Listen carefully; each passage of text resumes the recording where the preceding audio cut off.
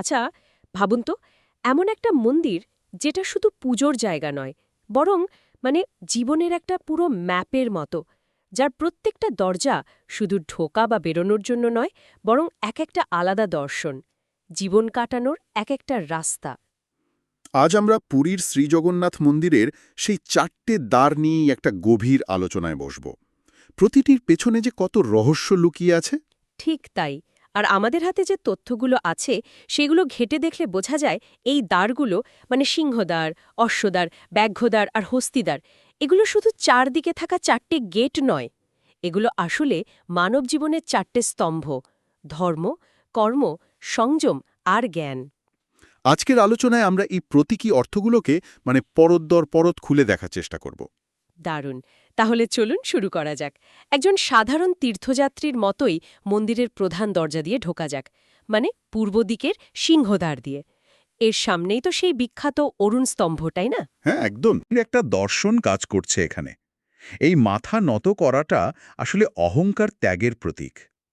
যখন একজন ভক্ত অরুণ স্তম্ভকে সাক্ষী রেখে সিংহদ্বারের দিকে এগোচ্ছেন, তিনি কিন্তু প্রতীকীভাবে নিজের আমিকে, নিজের অহংবোধকে জগন্নাথের পায়ে সঁপে দিচ্ছেন।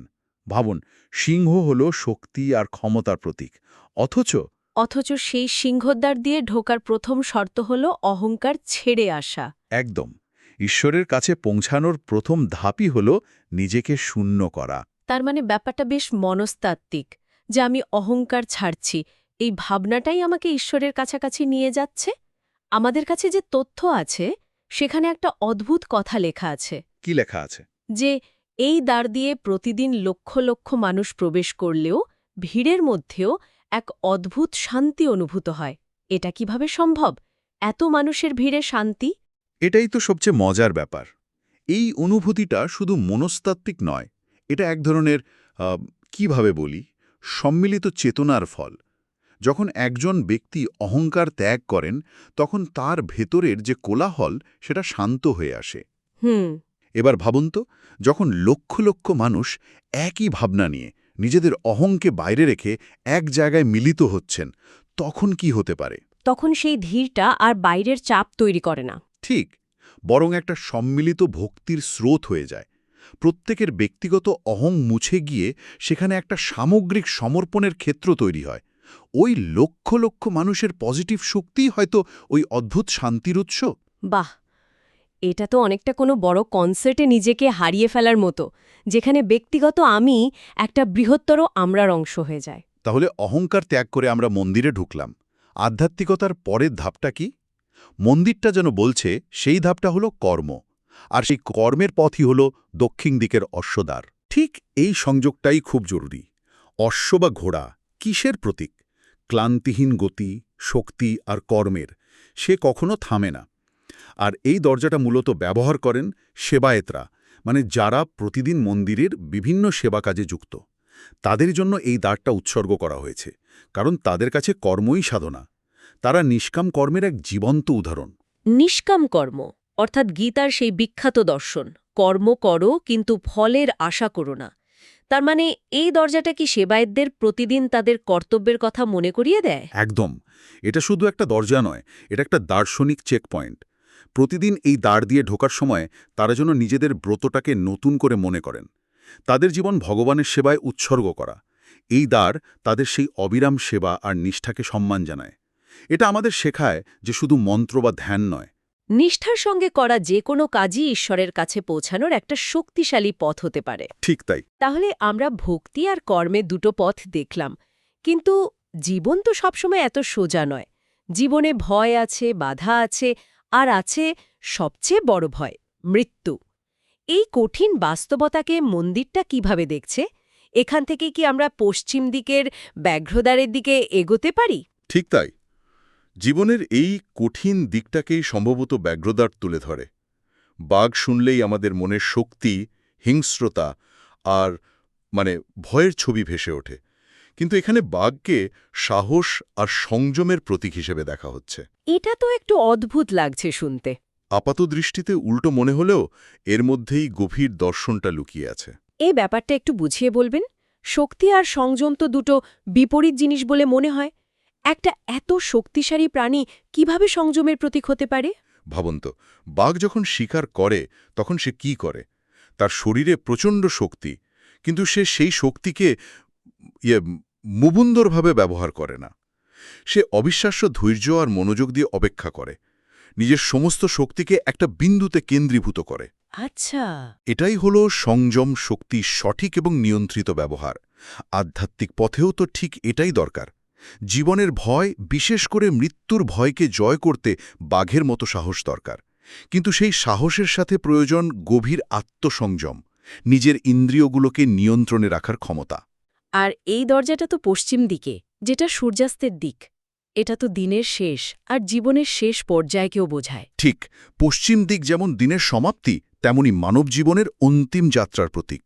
তাই ব্যাঘ্রোদ্বার দিয়ে প্রবেশ করার অর্থ হল জীবনের শেষ সত্য, অর্থাৎ মৃত্যুকে সাহসের সাথে গ্রহণ করার জন্য নিজেকে প্রস্তুত করা। ভয় পেয়ে নয়, বরং বাঘের মতো সংযম আর সাহসের সাথে সেই অনিবার্য সত্যের মুখোমুখি হওয়া। আমাদের তথ্য বলছে এই দ্বার দিয়ে নাকি তুলনামূলকভাবে কম মানুষ যাতায়াত করেন। হয়তো এর কারণ হল নিজের ভয় আর মৃত্যুর মুখোমুখি হওয়ার এই পথটা সবচেয়ে কঠিন। সত্যি, এটা জীবনের সবচেয়ে বড় ভয়কে জয় করার শিক্ষা। তাহলে আমরা অহংকার ছাড়লাম, কর্মের পথে হাঁটলাম, ভয়কে জয় করার সাহসও পেলাম। এরপর কি? যাত্রার শেষ ধাপ কোনটা? এখান থেকেই কি আমরা উত্তর দিকের হস্তিদ্বারের দিকে যাব, যেটা জ্ঞানের প্রতীক? একদম। যাত্রার শেষ ধাপ হল জ্ঞান। হাতিকে দেখুন, তার বিশাল আকার, কিন্তু কি স্থির, শান্ত স্বভাব।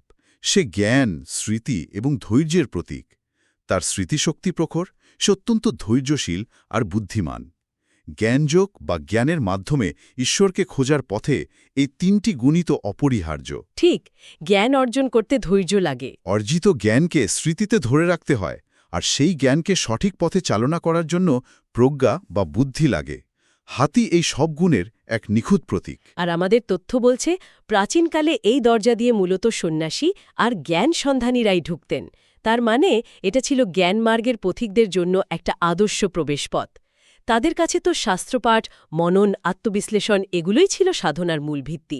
নিঃসন্দেহে জ্ঞানযোগের পথে বাইরের আড়ম্বরের চেয়ে আত্মিক শৃঙ্খলা আর জ্ঞানই প্রধান। হস্তিদ্বার সেই জ্ঞানচর্চার নীরব, গম্ভীর সাধনাকে সম্মান জানায়। তবে এখানে একটা প্রশ্ন আসতে পারে, তাহলে কি জ্ঞানের পথ কর্ম বা ভক্তির পথের চেয়ে শ্রেষ্ঠ? মন্দিরের স্থাপত্য কিন্তু তা বলছে না। ঠিক, এটি শুধু ভিন্ন একটি পথকে স্বীকৃতি দিচ্ছে। ঠিক এখানেই আমার একটা কথা মনে হচ্ছে। আমরা 4টে দ্বার, 4টে দিক আর 4টে ভিন্ন আধ্যাত্মিক পথের কথা আলোচনা করলাম। সিংহদ্বার দিয়ে সমর্পণ, অশ্বদ্বার দিয়ে কর্ম, ব্যাঘ্রদ্বার দিয়ে সংযম ও সাহস, আর হস্তিদ্বার দিয়ে জ্ঞান। এই পুরো ব্যাপারটা আমার কাছে অবিশ্বাস্যভাবে গোছানো আর পরিকল্পিত মনে হচ্ছে। এটা কি শুধুই কাকতালীয়?